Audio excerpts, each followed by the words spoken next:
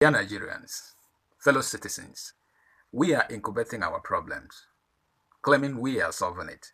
Meanwhile, we are growing them to wild beasts, eating us all. Uputa panel in this country remains one and the only panel set up by the Justice of the Supreme Court, Justice Oputa Ihedufo, Charlie Boy's father, to solve Nigerians' problem from the root. What happened thereafter? It was sabotaged.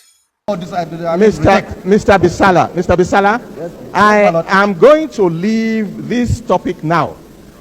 But I'm going to leave you with this, that the main cause of the problem in Zango area, and it will continue to be, is that your people who gather together from all over the country and settle there as strangers are not ready to accept that you are or were originally accepted and given land in that area. You are settlers, you are strangers there. The people have accepted you, and unless you accept the fact that you are strangers in the area, instead of claiming to be original owners, there will never be peace in that place.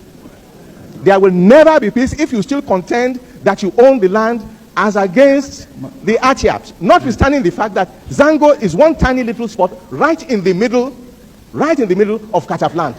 Did you jump from the sky right into that place? Hausa is swept the carpet and is Fulani. And in reality, Fulanis rule over them from down to up. This is the major problem, and this is the reason why your history is banned in Nigeria educational curriculum. These guys, Bisala and Co., they aren't even Hausas. That is what most young Nigerians don't understand. Hausas historically, bluntly and explicitly, is not and they have never been nomadic in nature or wander around. Neither do they grab others' lands violently. Never. Hausas are very respected, accommodating, and never known as wanderers people. They are not land grabbers or jihadists. They are not even Muslims, Albanishi. They are not even originally Muslims, like I said. These are purely Fulanis from Futatoro. I will tell you a bit. Between Zambia and Senegal, or around Senegal, the particular one from around Senegal. They started occupying Hausa land from 13th century. They are the first in West Africa to affiliate with the Arabs, hence a stronghold of Islam in West Africa. One of their daughters is believed to be married to the early direct generation of Muhammad. They are historically nomadic, plus as indoctrinated in their religious book, mandated and handed over to them to go around and purify West Africa, in quote, with Jihad. They conquered the Hausa kingdoms and the other minority groups in the north. They first settled in Gorbel, where Danfodio grew up, Osman Danfodio, where he grew up and started his Islamic preaching. From there, he was exiled and he migrated to Sokoto with his followers, including a lot of Hausas. He eventually established caliphates in Sokoto and a community in Gudu, then declared the jihad against the Hausa kingdoms. He eventually conquered Sokoto and proceeded to the other places, spread even to the Middle Belt and the West. This war is still in a very big push till today, and a major, in fact, the major problem in Nigeria. As it stands right now, those who are supposed to stop this serious problem are the ones sponsoring it in a large scale, historically. This remains fact. In fact, it's happening, you can see it as I'm talking. You know how many that have been buried around. History remained banned. It remains banned in Nigeria educational curriculum. As we speak, don't sit on the fence, brothers and sisters. We know who are the problems. We know who are the problems. So we cannot sit on the fence and we cannot continue to hide.